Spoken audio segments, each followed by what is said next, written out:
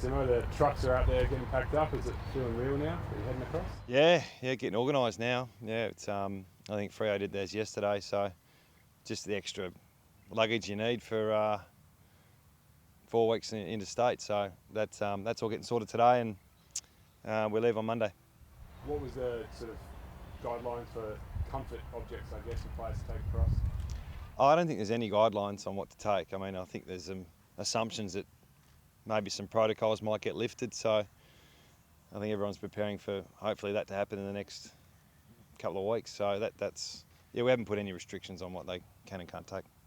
You said preparing for 4 weeks away. Are you still hanging on to hope that you'll be back in a month's time?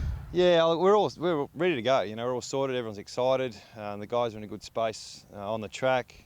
There's really good momentum. It's just the only thing we haven't got is a return date, which I know the AFL are working really hard on that. So we should find that out in the next week or so, hopefully. But no, we're ready to go. It's going to be a bit of an experience, but we're looking forward to it. Is there a bit of excitement now? Yeah. Like I said, it's look, we are used to travelling. We're used to playing on the road. We're used to being together a lot, but probably not this long. So we need to find ways to make it as similar as home as we can. So a lot of the guys won't be taking their families, which is understandable with the lives we've all got back here, and we're going to try and find a way to make it enjoyable as well as winning some games of footy. The lead up to this whole thing has been nothing short of unusual. How are you feeling ahead of round 2 with the squad? Do you feel like they're fit and ready to go for AFL football? Yeah, we've got to hit out tonight, so that's our last session really before we go into preparation mode. So this is an important session tonight. We've got most of our guys available, and I think most of the guys in the comp are reasonably fresh and ready to go. So yeah, our guys have come back in good nick, they've trained well, and probably need one more hit out before we really start to taper into Gold Coast. How do you reflect on the last 3 weeks?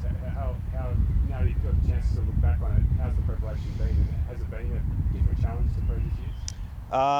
The challenge mainly has been adhering to protocols inside the facility. So the guys on the track and training in groups of 8 and having one main session a week or 2 a week, so that we can work through that. It's just trying to get the guys prepped and recovered, and no real meetings allowed. So I think the players have actually enjoyed that part. They've been in and out of the club within 2 or 3 hours. So the actual connection of the players is something that I think everyone's working through. How do we do what we normally do to get the unity going when we can only do it in groups of 8 indoors has been a challenge. But other than that, it feels pretty normal.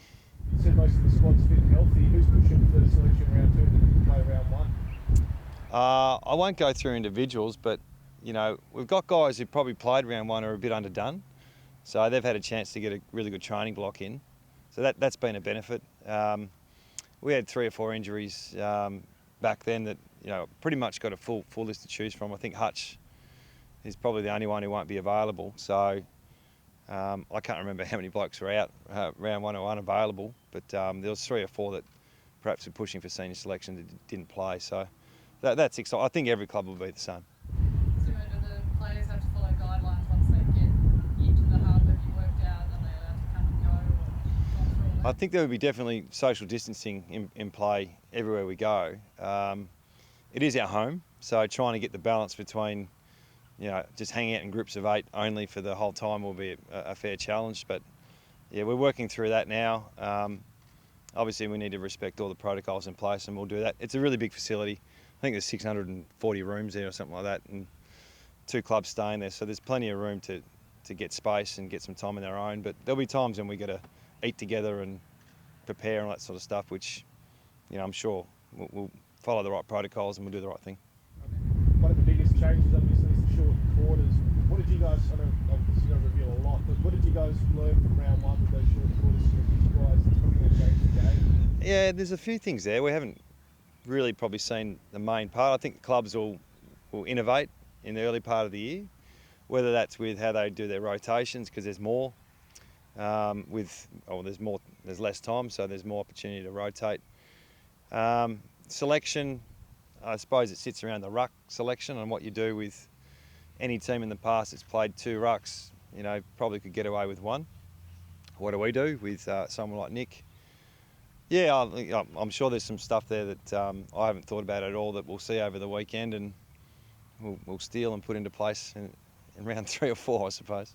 You see it being a bit, because of the more rotations, a bit quicker and a bit more uncontested. Do you think that'll suit talent? I'm not sure. My beliefs on rotations, I think, I don't really believe in less rotations will increase scoring. So I think the fitter you are, the more you might score these days. So who knows? We'll find out in the next. I think after a month of footy, you'll know what it's looking like. The players got selected over on the Gold Coast. Have you lined up any sort of inter-squad games with the other clubs yet? Yeah, the AFL are working through that. They've done a power of work, to be honest, on trying to get this season going. And one thing we're aware of, if you don't play and you're in a hotel for 5 weeks or 4 weeks, you need opportunity to compete. So I think across the board, they're going to play little scratch matches before it, curtain raisers or after game games. So that'll be, I think that's to be determined, but I think that's on the cards. Have you guys determined the extra stuff? Is that taking 30 staff? I think so. It's around the 30 mark here. We got allowed some extras. What sectors are they in? You mentioned earlier talking about taking extra welfare staff. Is that still your?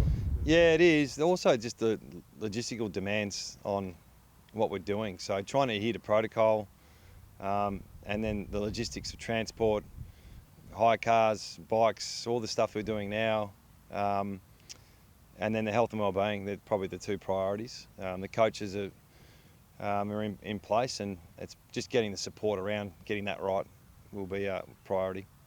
And all players confirmed they're on the plane. Yeah, they're all gone. Yep. So there's no issues there. I think what we've all been waiting for is just the clarity of what's in front of us, and unfortunately we can't get that full clarity. But that hasn't stopped anyone from travelling. I think there'll be an opportunity, hopefully, that we can bring the families over after a few weeks. I think it'd be quite difficult for anyone to live with their partner or their kids in a hotel room for 4 weeks. It doesn't sound good for me. I've got 4 kids, but the restrictions around that just make it hard. It's not like you can go out and about. You're sort of stuck in the hotel. So we'll see what it looks like. We'll make a judgment after a couple of weeks, and that's always available to our players. The fact that they can bring their families over is something that's been on offer from the beginning. So that's what we'll keep working through. I think we've got 3 out of 4 night games, so I'm not sure how dewy it's going to be tonight, but trying to get best preparations is what we normally do, and I think we'll train at night over there as well if we can. It's a different atmosphere, and humidity normally kicks in, so the ball's a bit slipperier. As a group, with the hunger to finally play football and then obviously only scratch matches and no waffle, how have you seen the interplay between the players for spots in that competition? Do you think that's been really driving it? I suppose it's the same as pre-season.